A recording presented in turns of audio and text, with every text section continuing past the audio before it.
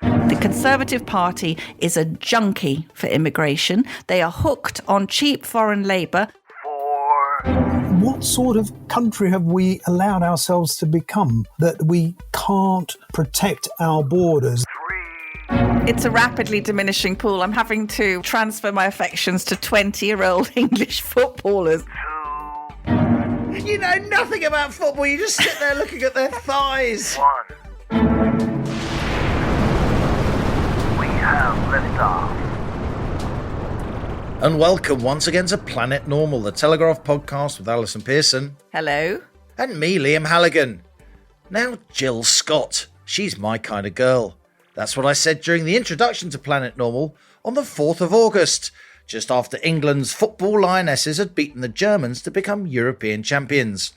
While the world was fixated on Chloe Kelly, the goal scorer who ran across the field stripped down to her sports bra, my eyes were drawn, as I said at the time, Alison, to Scott, the midfield mid-30s workhorse, 161 England caps over 13 years, the engine, the heartbeat of that all-conquering team. And now Alison, Jill Scott, in your eyes anyway, has outdone herself because she beat your old friend Matt Hancock on I'm a Celebrity, Get Me Out of Here to become Queen of the Jungle. So what if there's now a flood of emerging evidence of the damage caused by the COVID lockdown? Who cares about Tory defections, the UK's broken borders and growing industrial unrest? Because just as you were glued to I'm a Celebrity, Alison, now you're glued to the Qatar World Cup, where England beat Wales 3-0 on Tuesday, progressing to the last 16 as the group stages come to a close. So here's a question for you, Alison. How do you reconcile your obvious love for defeated Wales with your obvious infatuation with England midfield dynamo Jude Bellingham? He's a real good-looking boy. I think I'm transferring my affections now to little Philly Foden, who looks like the love child of Mr. Spock and a Helena Bonham Carter, a sprite. You know nothing about football. You just sit there looking at their thighs. No, it's character study for me. You forget sometimes that I'm a novelist. I like all the sort of rich interchange of personality. But as you say, co-pilot, it's hard to get any gloomier, isn't it? As we're going on air, they're basically saying that the 999 calls are going to be on strike and the ambulances. So even if you wanted to call an ambulance, A, there isn't one, and B, there isn't a place to call. Who said things can't get worse? But we did have, as you said, the final of I'm a Celebrity, and I hope listeners all saw the definitive picture of Matt Hancock with a toad sitting on top of his head, and it's hard to tell which reptile was more put out. And as you said, Liam, we did predict from the start that Jill Scott, the marvellous Sunderland lass, wonderful ready wit, trumped the fake Hancock with her genuine, really the best of British, I thought Jill was. And I think for Planet Normal listeners who don't watch it, I watched almost every episode. And I think my favourite moment, just displaying Jill's quick wit, was when Matt Hancock was temporarily the leader of the jungle and he was reading out the jungle rules. And Jill asked innocently, "Are those guidance or rules, Matt?" Which was absolutely... Because Hancock had explained to the campers that when he was caught snogging his aide during lockdown, he was not actually breaking any of his own rules because they were only guidance. Cannot make this stuff up, but a national treasure is born. And apart from the football and the I'm a Celebrity, with Hancock being away in the jungle, but he's coming back and into the throes of the COVID inquiry, which we hope is going to be fair and transparent, don't we, Liam? And it was interesting this week because we did see a few more COVID truths emerging. We certainly did. Matt Hancock there serving his constituents of West Suffolk during a cost of living crisis in Australia, trousering hundreds of thousands of Aussie dollars with that reptile on his head. I think we should mention at the top here the quite astonishing pictures coming out of China in terms of those COVID protests. The Chinese population, the massive Chinese population now, swathes of them determined not to withstand ongoing draconian lockdowns when it comes to COVID. And of course, China relies on growth. It relies on prosperity. That's the deal.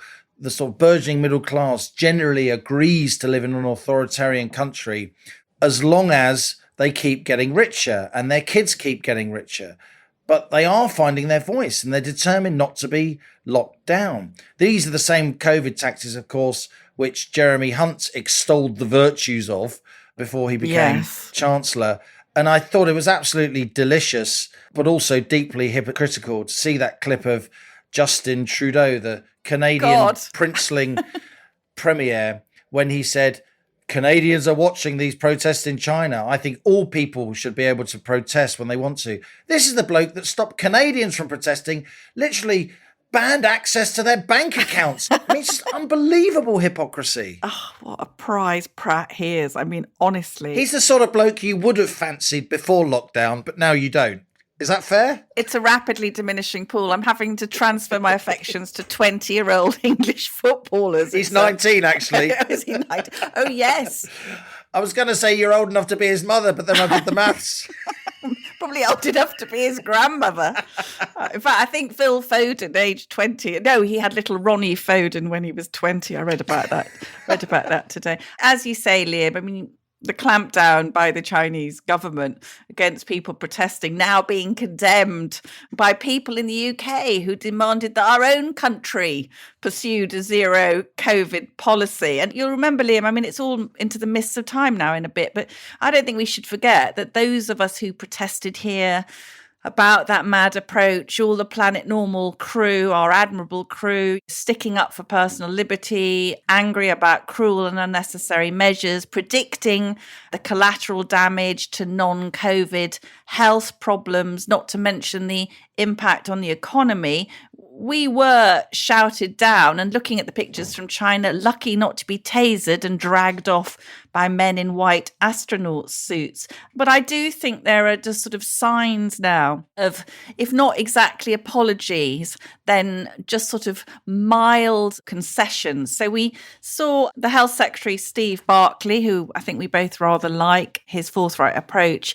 Steve was at the Spectator Health Summit this week, and he said that the rising number of excess non-COVID deaths were being driven by patients who had not got timely care, and that the NHS should be more transparent about the excess deaths. In England and Wales, there have been 8% more deaths recorded this year than the average. And with your brilliant economics hat on, Liam, you will tell me that after a pandemic, you would expect the deaths to go down. That's right, because to put it bluntly, the weaker people have been already subject to the disease and therefore have died. He said it explicitly, didn't he? We know, said Steve Barclay, the current health secretary, from the data, there are more 50 to 64-year-olds, this is a direct quote, with cardiovascular issues.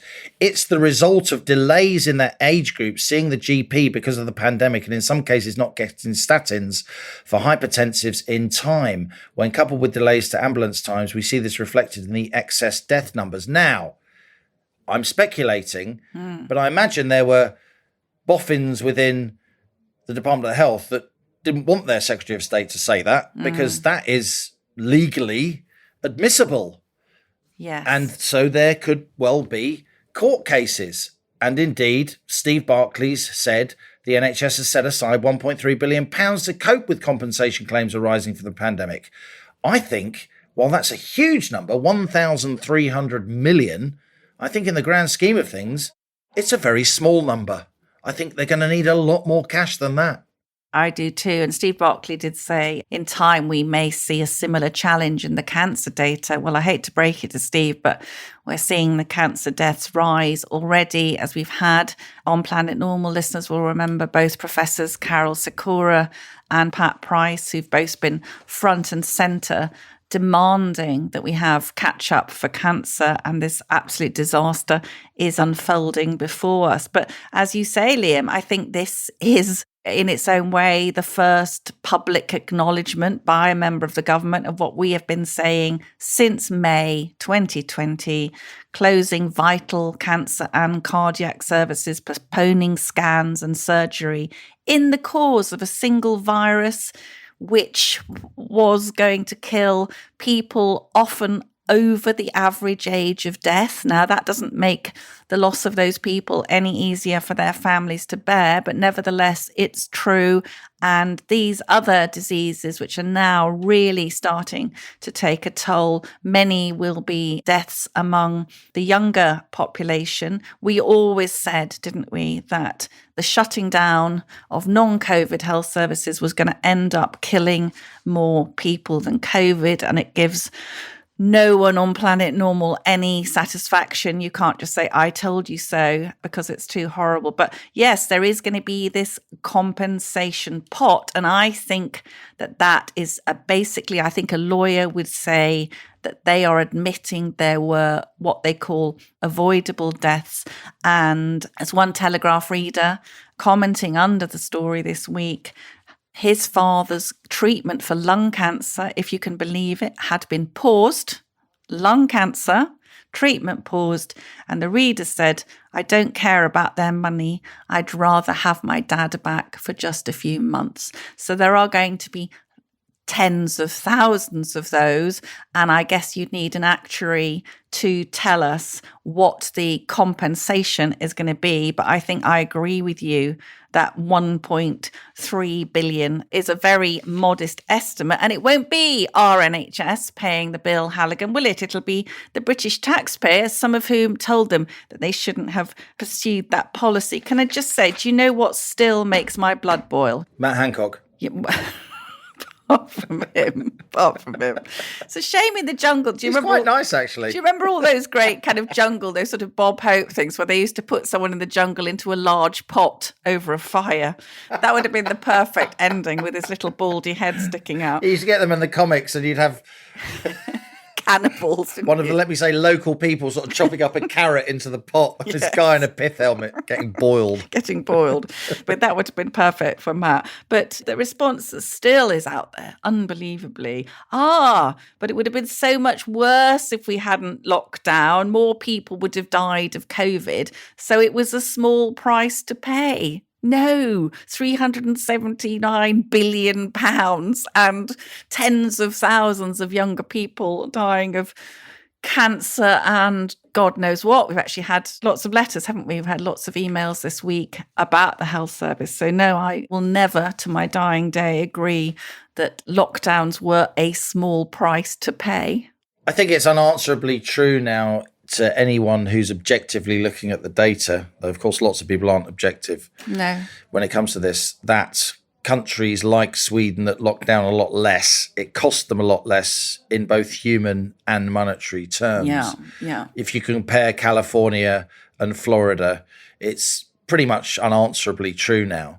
And I think what Steve Barclay's doing, he's getting ahead of the inevitable argument that emerges, the evidence that emerges during scoping out exercises when lawyers bring cases against the NHS. I think that's now inevitable. And into this mess, of course, we've also got to consider that the Royal College of Nurses, they voted to strike. Their 19% pay claim has been rejected by the government. The government, in fairness, has implemented the recommendations of a pay review body, independent pay review body, giving nurses on average 4%. After a wage rise last year as well of 3%. So RCN are striking on the 15th and the 20th of December. We've got other industrial action. As you said, we've got 100,000 civil servants striking soon, Border Force, DVLA, postal workers striking, firefighters are balloting. We've got the British Medical Association, the Doctors' Union balloting over their 26% pay claim. We talked a lot about the winter of discontent, Alison, didn't we? Yeah. And it seems finally to be here, possibly power cuts and all. There was some warning this week, wasn't there? I got all the candles out. Survivalist. I think in future weeks we should just move to describing the groups that won't be striking, because it'll probably be shorter. About Planet Normal strike. Yeah. Can you imagine? Our phones would go ballistic. All the listeners saying, where is it? Where is it? I mean, look, a lot of people say it isn't the winter of discontent. On the other hand, trade union membership now is about 25%, whereas it was 50% when we were kids in the late 70s. Yeah. But the public sector, about 50% of them are unionised. And during lockdown, a lot of those teaching and health unions became a lot more militant. And so I do think we are going to get a lot of public sector strikes on top of the private sector ones that we're also seeing. And I'd say that I wrote about this on Sunday, Alison, in my column. We'll put the link to both our columns in the show notes of the episode.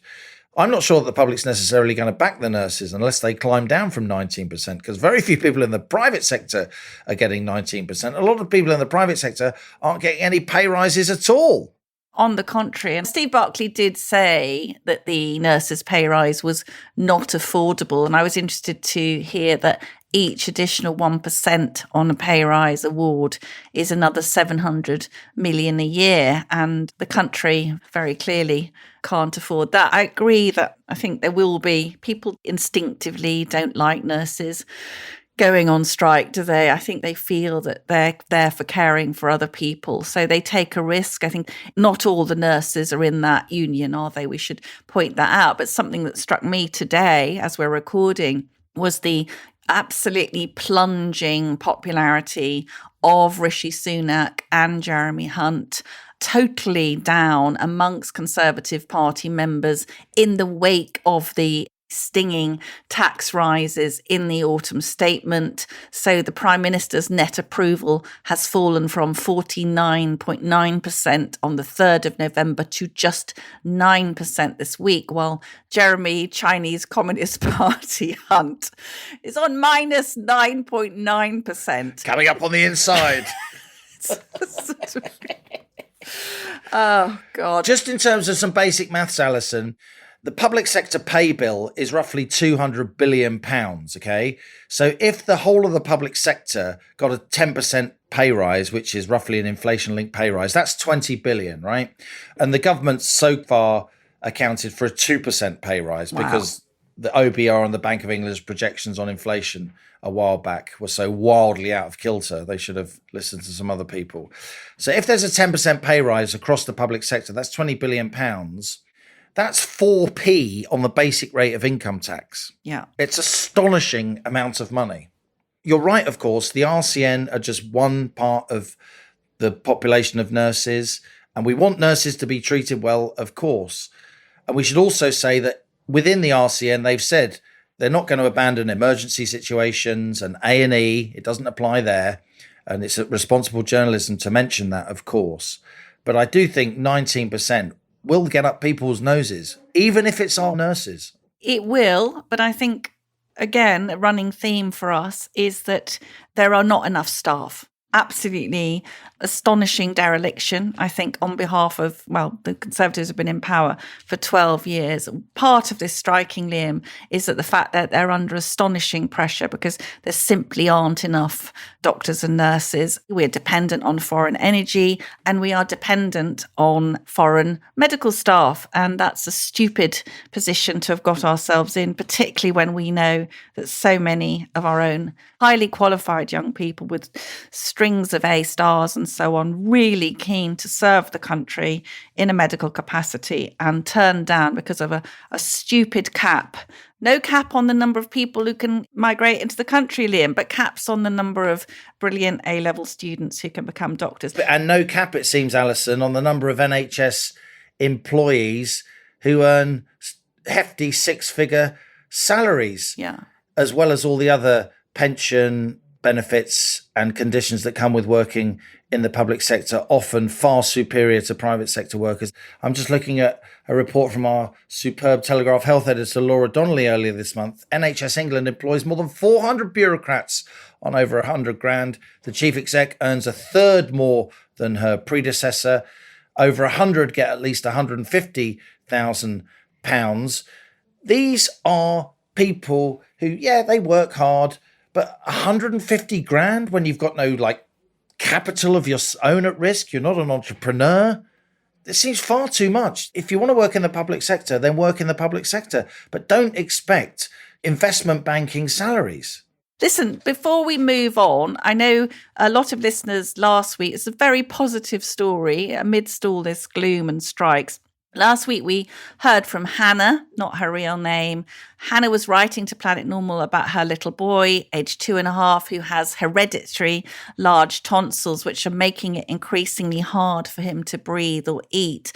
And after an emergency admission to A&E, a consultant told Hannah her son had to have his tonsils out as soon as possible. But of course, as we heard the other week from Dr. Claire, there is now a Kafkaesque process of telephone appointment, going on the waiting list for the appointment, to go on the waiting list for a tonsillectomy. Estimated wait time 2.5 years. Anyway, Liam, some lovely news. 2 fantastic Planet Normal listeners were so shocked by Hannah's story that they offered to pay for the operation themselves. And Wow. Heather wrote to us saying, I've just caught up with Planet Normal and I was appalled to hear the sad story from Hannah about her son's tonsils. Many years ago, my own youngest child had a similar problem, which was remedied quite swiftly by the NHS.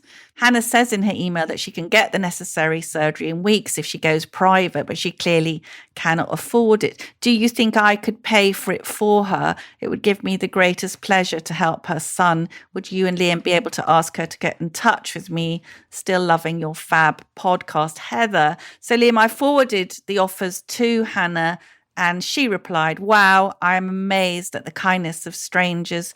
I think that my parents and my husband's parents have managed to pull together the money for our son's operation. But I will contact Heather to thank her for the immense generosity of spirit. And Heather then wrote to us, I had the sweetest reply from Hannah, hugely relieved to hear that her parents and in-laws are planning to fund her little boy's tonsillectomy.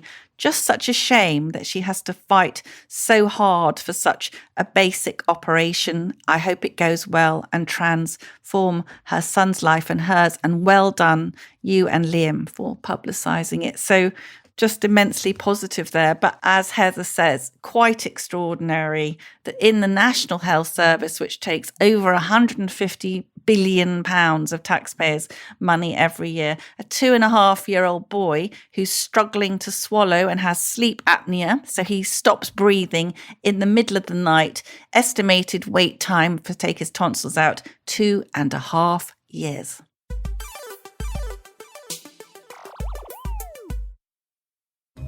Hello, I'm Christopher Hope, but my pals call me Chopper, and you can too. Just dropping into my second favourite podcast to tell you about another Telegraph show, mine. As the Telegraph's chief political correspondent, I spend my days holding politicians to account and asking them about the things that affect you. I speak to the top politicians from across the political spectrum, commentators with their finger on the pulse, and of course, my talented colleagues at the Telegraph. So if that sounds like your cup of tea, please search Chopper's Politics wherever you're listening to this. Cheerio!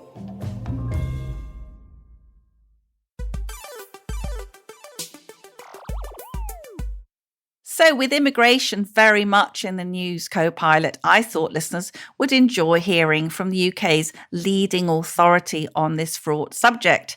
Alp Mehmet is the chairman of Migration Watch UK, and he has his own fascinating immigrant story.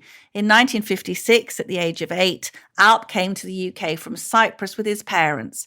He spoke no English. The Turkish-speaking family rapidly assimilated into their new country.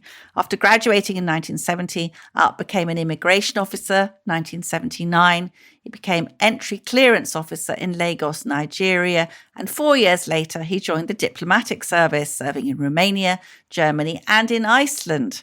Alp Mehmet was appointed ambassador to Iceland in 2004, one of the first 2 British ambassadors from ethnic minority backgrounds to be appointed to that role. Now in his 70s, Alp has been a tireless campaigner for transparency on immigration numbers. Recently, he wrote, "It seems that the Tony Blair government wheeze that threw open the UK's borders is in danger of being repeated, and on a whole new scale, by a Conservative Party. Treasury orthodoxy is on the verge of triumphing yet again, and to hell with the consequences for the British people." So, Liam, I began by asking Alp Mehmet for his reaction to the extraordinary announcement by the Office for National Statistics that UK net migration in the year to June had hit 504,000. the highest figure ever recorded. I found it quite breathtaking, actually. It really was a shock. We expected it. We even predicted it, frankly, going back to the time when the white paper was first introduced, what was going to happen, changes to the visa regime. And all this was put in place as the points-based system, of course, after Brexit.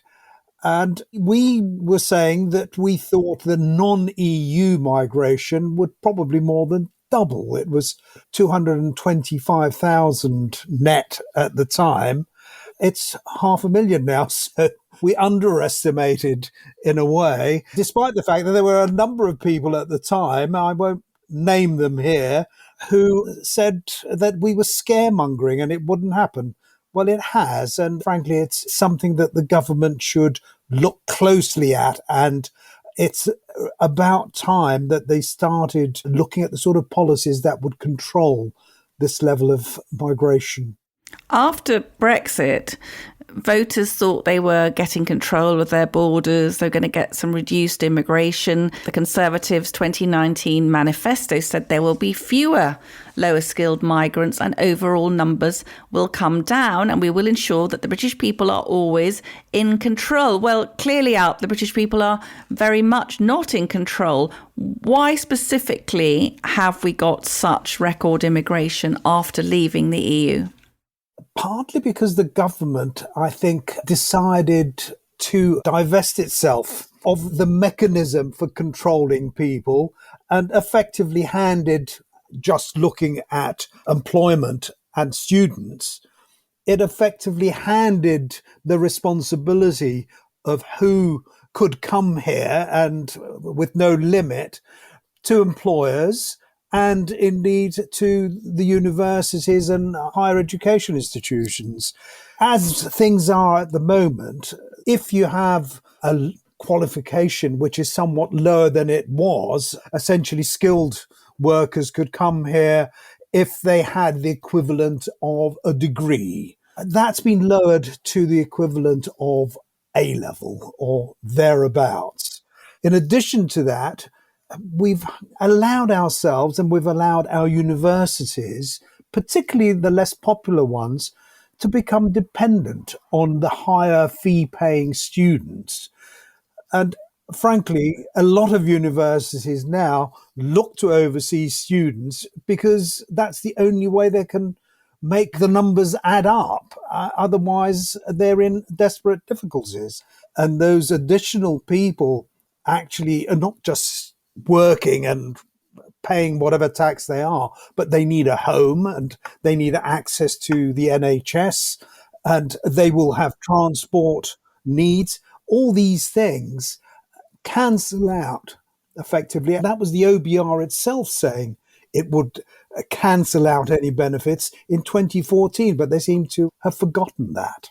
This is something I've got a real bee in my bonnet about, because we hear about the Treasury enthusiastically endorsing immigration as a way to grow the economy. GDP gets bigger.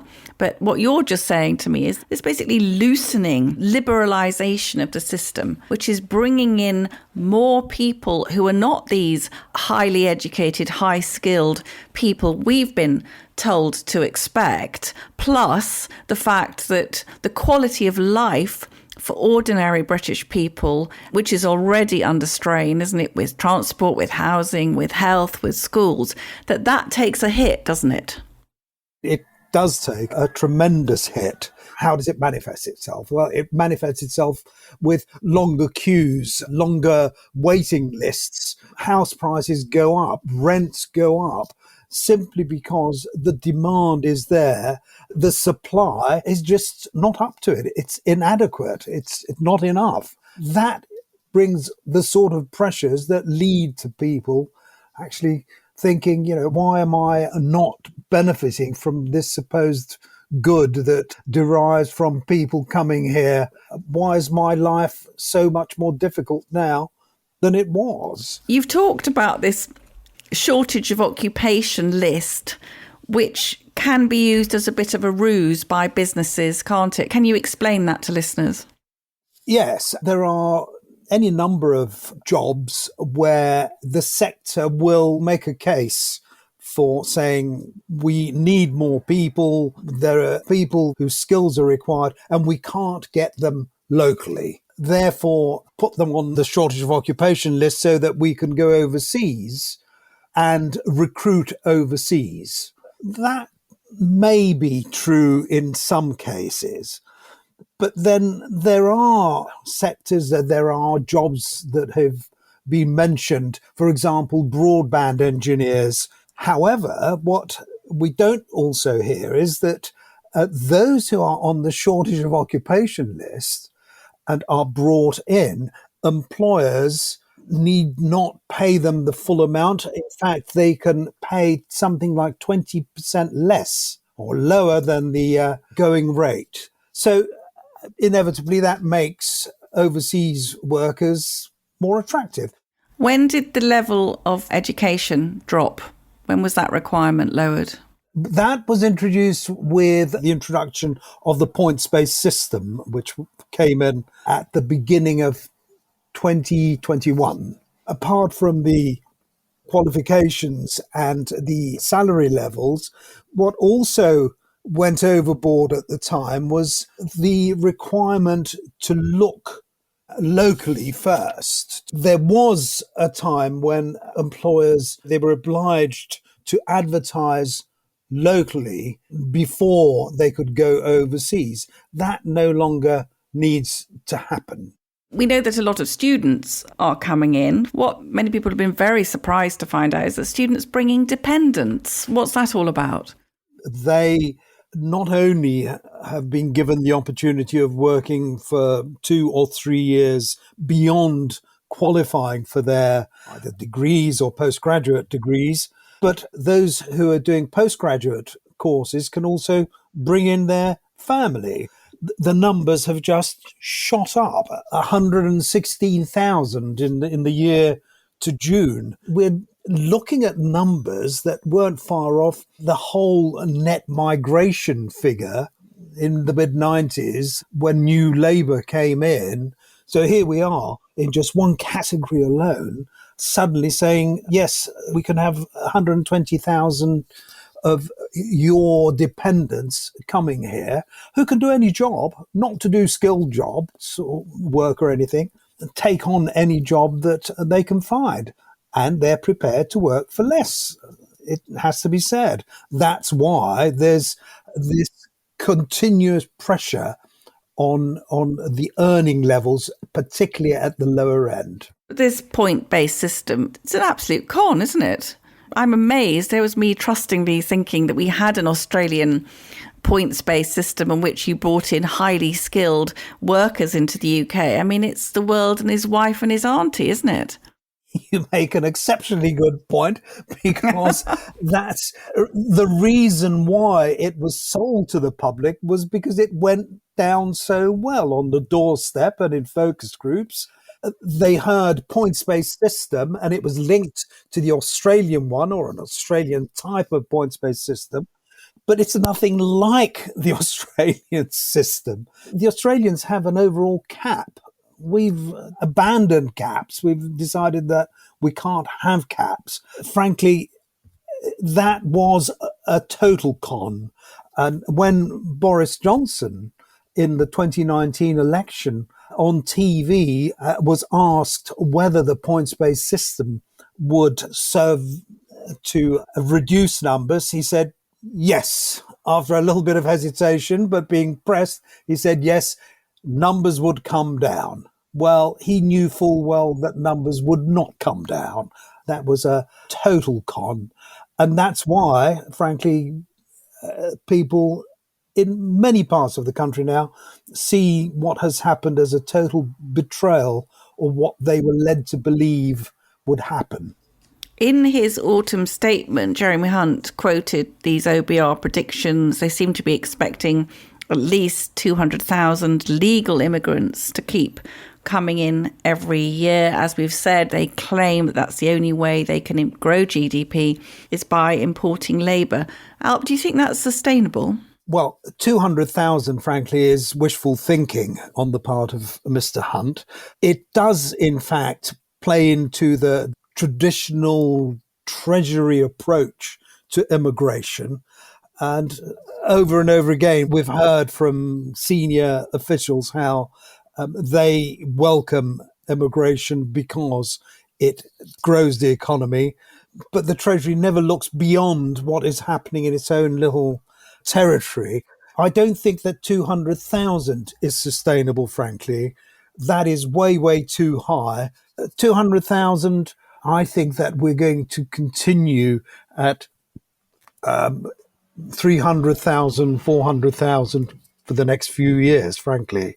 And that means so much more pressure on everything that we've been discussing, not least on the need for housing, which is, I think, going to play into a lot of the disgruntlement that is felt up and down the land. A source within the Border Force told me that they were warning the government last December, that's December 2021, that if they didn't act, 60,000 asylum seekers would cross the channel this year. What do you think the government should be doing? It's untenable. And what is happening at the moment is not going to ease up, frankly. We've reached 43,000, I think, now, which is considerably more than the 28,500 last year, and very much more than the 8,500 or thereabouts that we had the year before. The numbers will simply keep going up because they can.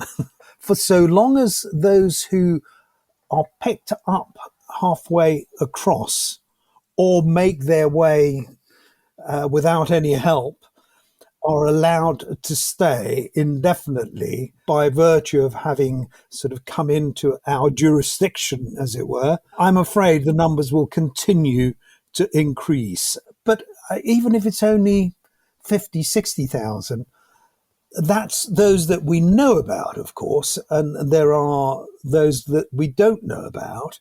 What sort of country have we allowed ourselves to become that we can't protect our borders, that anyone who chooses this country as their destination to live in, that somehow we can't say no to them, or we are not allowed to say no to them, and indeed the taxpayer has to foot the bill of whatever accommodation needs they have or medical needs and the rest of it. We can see that the UK has a much higher acceptance rate for asylum seekers than, say, EU countries. Have we got easier, looser requirements, or is it harder for us to say no legally? Well, legally, I don't think it's any harder for us than it is for the French. And yet the French, at the first decision point of people applying for asylum, I think it's something like 20% are allowed. It's 70% with us. The average across the EU is something between 30 and 40%. Here we are allowing 70%. And I suppose some of that is to do with the fact that we've had the various problems with regard to removal and the hostile environment debate. Now it's really much harder, I think, for the government to resist. They could, if they had the will and if they had the courage. I'd like to believe that Suella Braverman, I think she does mean it when she says that she wants to tackle both illegal and legal migration. I'm not sure whether she has the necessary support in number 10. The fact is that the cabinet collectively is very much pro-immigration. Alp, on Planet Normal, we like to hear a bit about the personal experiences of our guests. Just to give people a bit of a snapshot, you've got a rather marvellous story, actually. You came to the UK from Cyprus with your family in 1956. You were 8 years old.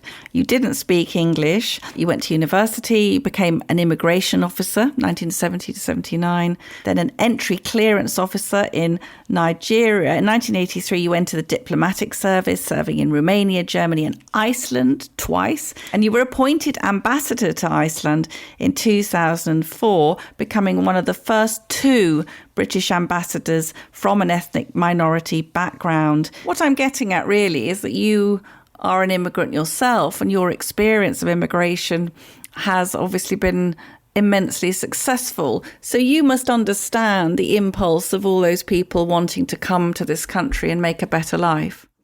I do. Of course I do. And I think immigration is a part of life. Certainly in this country, it's contributed a great deal. It isn't the fact that immigration is in itself is a good or a bad thing. It's just the scale and the level of immigration that we have now and have had for the last 20 years. I think that we need to be very careful, frankly, to the extent that we overlook the need to help people to integrate. I mean, this is my country. I love Britain. It has made me, for good or bad, what I am. And I owe the country a great deal. What are your concerns? If we're to carry on, you are the chairman of Migration Watch UK. If we carry on as we are for the next 10 or 20 years, what will the country look like, and what would be your fears?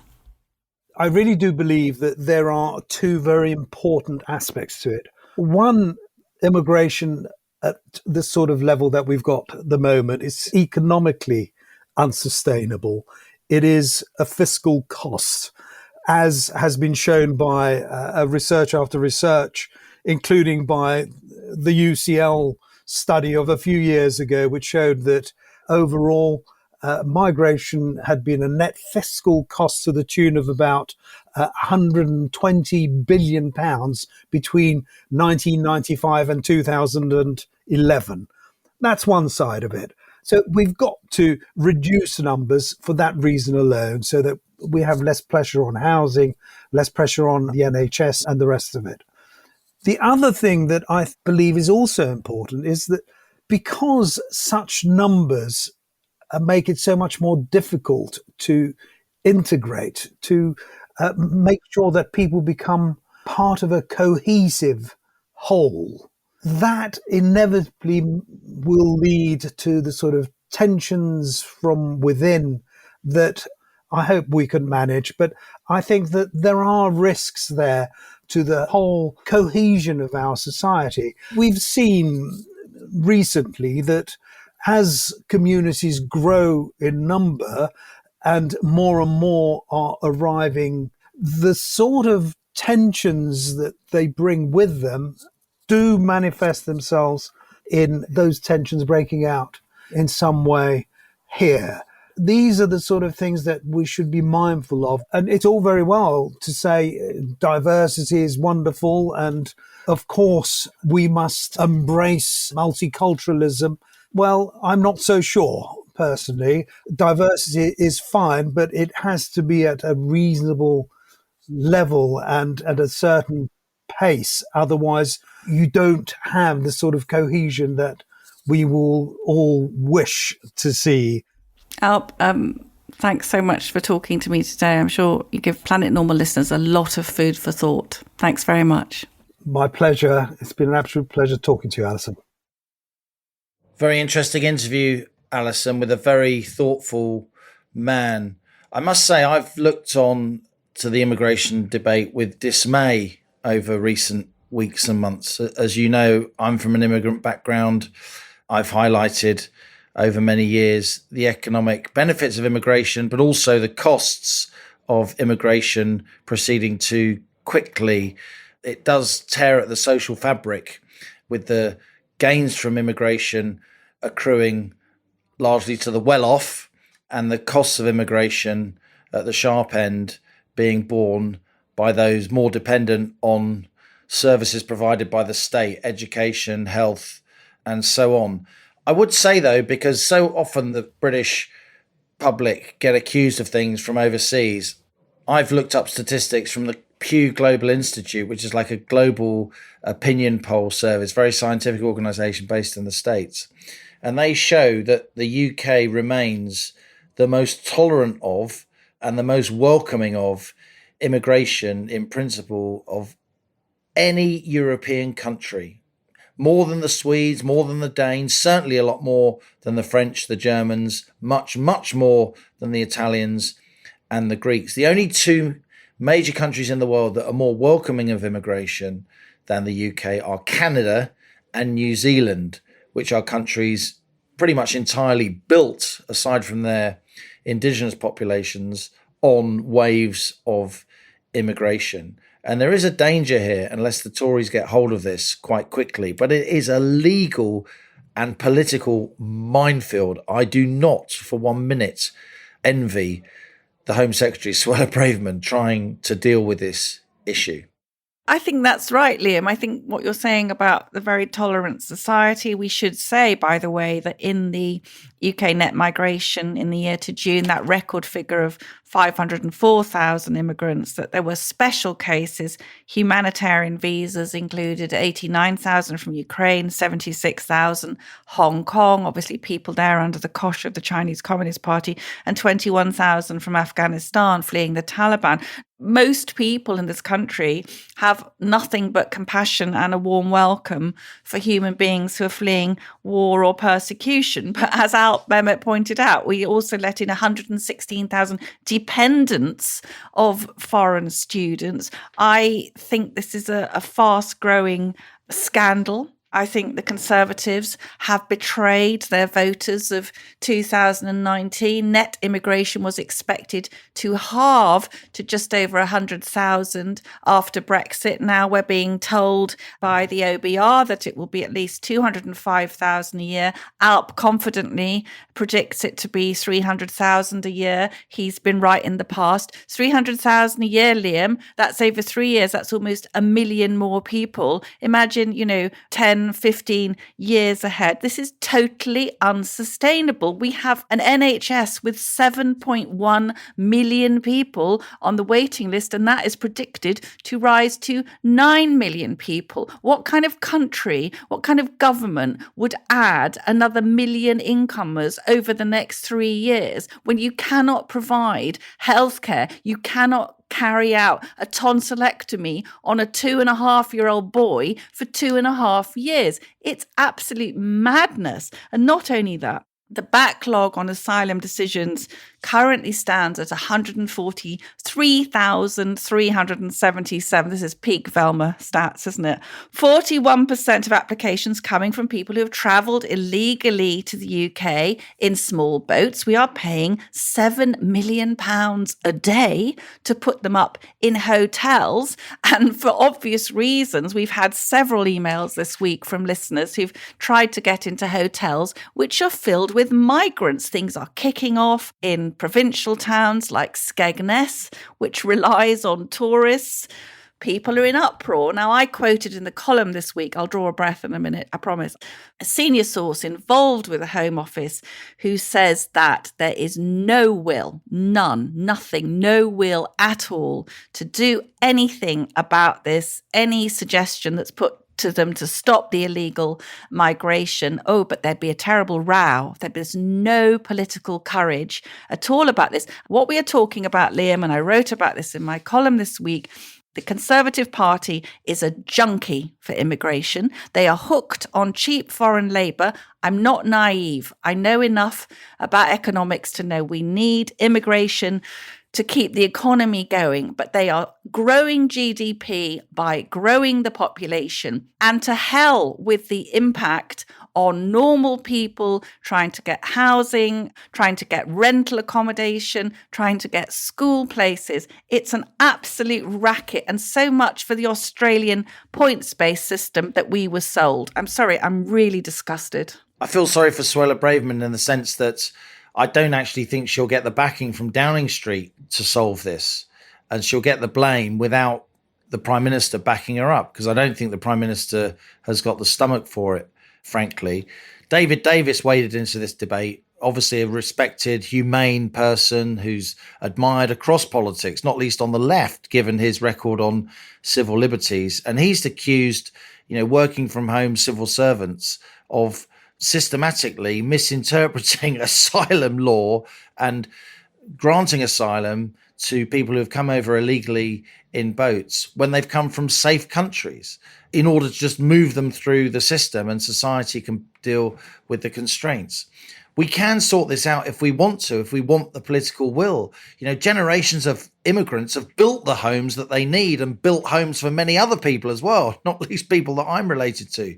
But our oligopolistic housing sector and our mad land and planning laws mean that we can't actually get these homes built for people. And of course, the strain on the NHS is intolerable if the NHS keeps absorbing so much money in inefficiency and massive fat cat salaries, again, for people working from home. So these are very, very difficult problems to solve. And I agree with you in the sense, I don't think the Tory party has got the grit or the determination to solve them. But do you think Labour will? No, I think that's one of my causes for despair, is I don't look at the political landscape and see, we've got the Reform Party still very small. They probably would do something about it. But the two main political parties seem to be in sort of happy cahoots about it. I don't buy this representation of someone like me bringing up objections to it. My objections, Liam, are compassionate, but they show compassion for the British people who live here, including first, second and third generation immigrants. So don't say it's racist or not compassionate to object to this, because this is going to affect, as you say, disproportionately the lives of the poorest British people who can't buy their way into private medicine, who can't move postcode to get their child into a nicer school. And I think that electorally, we know the Conservatives are on the ropes, but I think we've just got Patrick O'Flynn, very brilliant political commentator, writing on the Daily Telegraph website today, the Conservative Party must become a genuine force for lowering the rate of immigration, or else be replaced as the main centre-right entity in British politics. I 100% agree with Patrick, and I am genuinely fearful of what's going to happen if we allow this illegal migration across the Channel, hotel rooms paid for by the British public at a time of a cost of living crisis, when people are worried about heating their own homes, affording nice food for Christmas and so on. So I think that there is a genuine worry now about social unrest.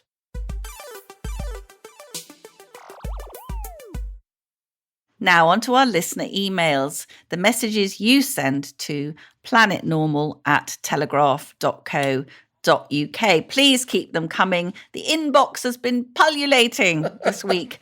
I don't even know what that means. This is from Robert.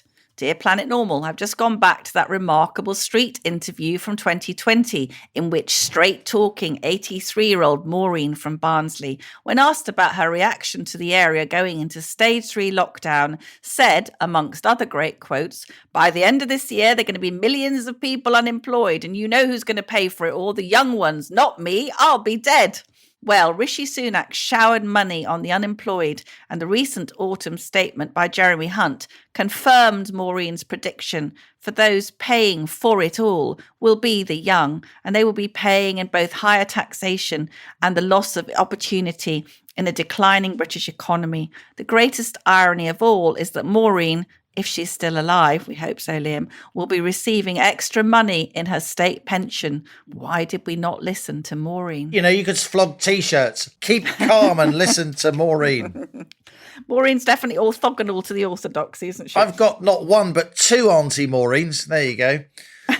This is from Jonathan and Adele. Dear Allison and Liam, in March this year, after several months of recurrent abdominal pain, our niece was diagnosed as having a large, complex cyst. Fortunately, it was benign, but it would need an operation to remove it. She heard nothing more. It later emerged she was not put on a waiting list. Instead, her medical note simply said that she should be admitted for an emergency operation if she turned up in A&E. In August, on one of the hottest days of the year, she was in such severe pain that she could barely walk, and her mother drove her to A&E. She was admitted and operated on the next morning. The cyst was very large, the size of a grapefruit, and it was already necrotizing. The surgeon had never seen anything like it, and unfortunately, an ovary and fallopian tube had been damaged and also had to be removed. God. The niece recovered well, and we were all obviously grateful for the medical care that she was eventually provided. But we cannot quite believe how such a high-risk strategy of delaying treatment until a condition becomes an emergency was considered to be, quote, healthcare. Perhaps this is one way of keeping waiting list numbers down, but it could cost lives and certainly increases the pressure on A&E departments. Keep up the good work, co-pilots. We haven't missed an episode. Jonathan and Adele. What a story, Liam. Their niece, I know she could have never had children if because the cyst was left to develop until it was an emergency. This is from Carpe, very much singing from the Pearson hymn sheet. There is a very simple and sad fact. The overwhelming majority of our political class and civil service are pro-immigration, irrespective of the views of the British public. We have been lied to for decades. There are no net benefits of mass migration. Whatever you gain in workers, you more than lose on housing and infrastructure. Whatever the gains in GDP you appear to make, you lose in spiralling welfare costs. Or even the skilled immigration and the great NHS lie.